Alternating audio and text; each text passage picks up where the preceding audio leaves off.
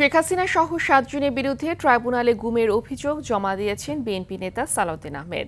কিছুক্ষণ আগে আন্তর্জাতিক অপরাধ ট্রাইব্যুনালে নিজের গুমের অভিযোগ জমা দেন বিএনপির স্থায়ী কমিটির সদস্য। এর আগে গত 15 অক্টোবর তিনি গুম সংক্রান্ত কমিশনেও নিজের গুমের অভিযোগ জমা দিয়েছেন।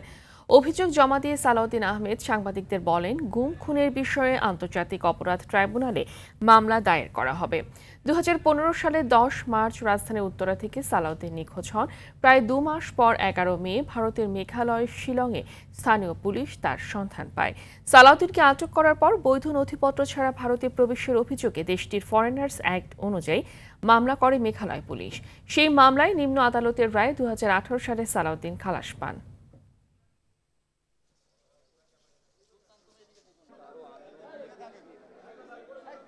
আমি আন্তর্জাতিক অপরাধ আদালতে আমার নিজের মামলাটি রেকর্ড করালাম। এখানে প্রাথমিকভাবে 7 জনকে আসামি করেছি।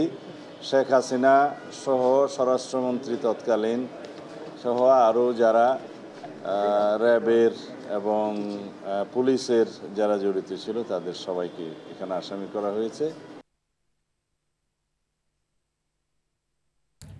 এই বিষয়ে আরো জানাতে আন্তর্জাতিক অপরাধ ট্রাইব্যুনাল থেকে যুক্ত হচ্ছেন জিএম মাহমুদ। বিএনপির স্থায়ী কমিটির সদস্য সালাউদ্দিন আহমেদের অভিযোগের বিষয়ে সবশেষ কি তথ্য আছে আপনার কাছে, বিস্তারিত জানাবেন। আমিদা সকাল 11:30টায় বিএনপির স্থায়ী কমিটির সদস্য সালাউদ্দিন আহমেদ তিনি সশরীরে আন্তর্জাতিক অপরাধ ট্রাইব্যুনালে আসেন এবং এখানে আন্তর্জাতিক অপরাধ ট্রাইব্যুনালের চিফ প্রসিকিউটর তাজুল ইসলামের কাছে তিনি কিন্তু অভিযোগপত্রটি জমা দেন। তো এরপর আসলে তিনি সাংবাদিকদের সাথে কথা বলেন। এই মামলাটি করে তিনি সাংবাদিকদের জানান যে তার যদিও এই মামলাটি করতে একটু দেরি হয়ে গেছে, এর কারণ হিসেবে তিনি উল্লেখ করেছেন যে এই মামলাটির যে প্রয়োজনীয় তথ্য প্রমাণ সেটি সংগ্রহ করতেই কিন্তু তার এই সময়টি লেগেছে এবং এই মামলাটিতে যেন তিনি যথোপযুক্তভাবে আসলে তার যে গুম হওয়ার বিষয়টি প্রমাণ করতে পারেন সেই জন্যই কিন্তু তিনি এই সময় নিয়েছেন। এছাড়াও তিনি বলেছেন যে আমার কিছুটা দেরি হয়েছে, এই জন্য তিনি দুঃখ প্রকাশ করেছেন।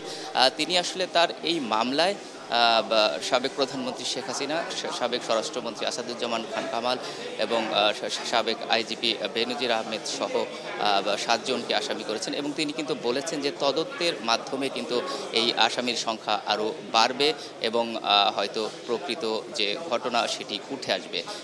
একই সাথে তিনি এখানে উল্লেখ করেছেন যে শুধু তিনি না, তিনি চান যে তার মতো আরও যারা এই বিগত সরকার আমলে এরকম গুম, হত্যা এবং খুনের শিকার হয়েছেন তারা এবং তাদের পরিবার থেকে যেন অভিযোগ করা হয়। এবং আন্তর্জাতিক অপরাধ ট্রাইব্যুনাল নিয়ে তিনি বলেছেন যে এই ট্রাইব্যুনালে তিনি অভিযোগ করেছেন এবং তিনি এখান থেকে আসলে ন্যায় বিচার প্রত্যাশা করেন। আইন অনুযায়ী তিনি তার সঠিক বিচার পাবেন এটি তিনি প্রত্যাশা করেছেন এবং বর্তমানের বিচার ব্যবস্থা যে স্বাধীন রয়েছে এটি নিয়েও তিনি সন্তুষ্টি জানান এবং বলেন যে এই ধারা যেন অব্যাহত থাকে এবং আন্তর্জাতিক অপরাধ ট্রাইব্যুনালের এই বিচার কাজে সরকার যেন সহযোগিতা করে সে কথাও তিনি উল্লেখ করেছেন।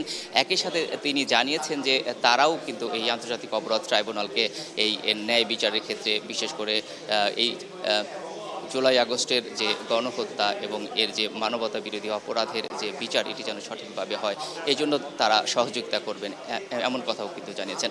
এবং আন্তর্জাতিক অপরাধ ট্রাইব্যুনাল থেকে যে সরাসরি সম্প্রচার করা হয়েছে বিচার কাজ, যেটি এদেশের ইতিহাসে বিচারিক ইতিহাসে এটি প্রথম, এটি কিন্তু তিনি জানিয়েছেন এবং এটি নিয়েও তিনি সন্তুষ্টি জানিয়েছেন।